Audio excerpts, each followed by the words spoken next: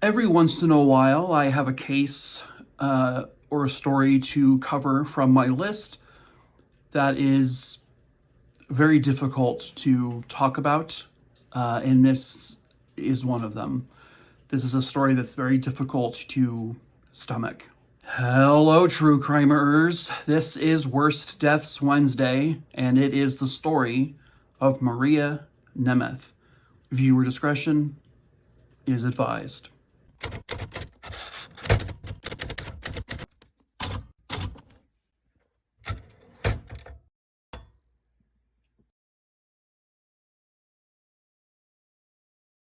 Maria Lizette Nemeth was born on April 21st, 1984, and she lived in Sunrise, Florida. In September of 2015, she was dating a man by the name of Fidel Lopez. At approximately 4 o'clock in the morning on September 20th, 2015, 911 would receive a phone call from Fidel Lopez, saying something along the lines that his girlfriend was dying or she was dead.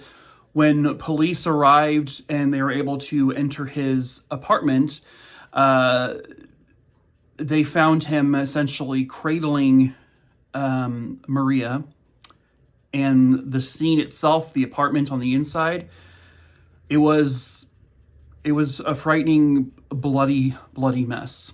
Maria herself, well, she had been disemboweled. Her intestines and other things, they were on the outside of her body. According to detectives, some of them thought that this was some sort of botched attempt at abortion, but they were able to quickly find out that Maria was not pregnant at the time. As they walked around, the home, there were holes punched in the wall. There was like bloody streaks on the walls, bloody handprints, the floor, because she was found with him in a closet in the bedroom. There was just blood soaked into the carpet, blood all over the room. And they also found tissue, human remains, body tissue, sort of plastered on the walls and on the ground. One of the doors, the glass sliding door, was completely smashed. When they asked neighbors, they said that for 2 hours, there was just a crazy loud ruckus going on from his apartment. A lot of banging, a lot of screaming, a lot of, smashing and crashing. And why none of them called police, I'm not sure. Police would bring Fidel in for questioning because they just wanted to know what the hell happened. How did we get here? According to him, initially, the two of them had been drinking from a big old bottle of tequila, and they had gotten just shit-faced drunk. So drunk, in fact, that Fidel had gone into this drunken anger, just crazy mode, and just started trashing the apartment. This was because the two of them had gotten into some sort of argument. They were both drunk, and that's why it happened. But then he said, well, then after that, the two of us, we made up and we had sex. And then he says the sex was so violent that it made her unconscious. And that's what happened. Okay. The only problem is that, again, some of her insides were outside of her body. And the blood all over the house would indicate something more happened. Detectives kept pressing into Fidel. They kept saying, we know you're not telling the truth. Tell us the truth. What happened to Maria? What happened that night? And then finally, he came clean. In Spanish, he told them that the two of them were having sex after drinking a bunch of tequila. And apparently, Maria had called out the name of her ex-husband, not once, but twice. Fidel told the police, and this is a quote from what he said, "She called me the name of the other fucking guy. And she said it twice, and she was wrong. She was confusing me with him. At that point, I get mad. I get really, really mad. If I was sober, maybe I would have just left the apartment, but I was drunk." What he did next, Again, viewer discretion is advised.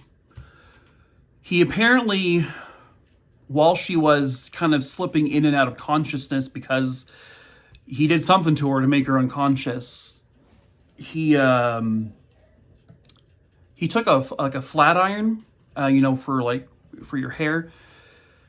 He said he then shoved it up her vaginally. He also did the same thing with both of his fists, saying he just put both fists all the way in her. He also inserted a full beer bottle inside of her, and then he ripped these things out, which caused her to have her own bodily tissue rip out with these objects.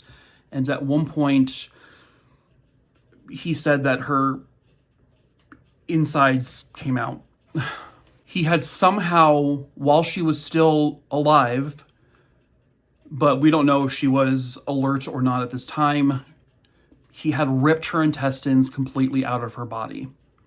He disemboweled his girlfriend, all because she allegedly called him her ex's name in bed. He was obviously then arrested and charged with her murder. What he then did was he would end up pleading guilty to the murder because the death penalty was going to be absolutely in play here. So he pled guilty in the hopes that he would maybe get like a lesser sentence, something along the lines of like 50 to 60 years. But the judge was like, no, what you did was such a monstrous thing, such a disgusting, vile, atrocious thing, that you will never see the light of day again. And the judge sentenced Fidel Lopez to life in prison without the possibility of parole. For what it's worth, his statement to her family was this: I ask for forgiveness. I only hope that one day the family can forgive me. He said that today I am very happy to fulfill this conviction of life without parole. I know what I did, and I need to pay for what I did. I will pay for the life that I took with my own life, meaning he'll never get out. And finally, her uncle, Maria's uncle, spoke during the victim impact statements, and he just simply said this: if I had to summarize the life of Maria, it would be very hard to condense that down to a few sentences. But I just want to tell you all that she was a model of affection, of perseverance, of love, and of humanity.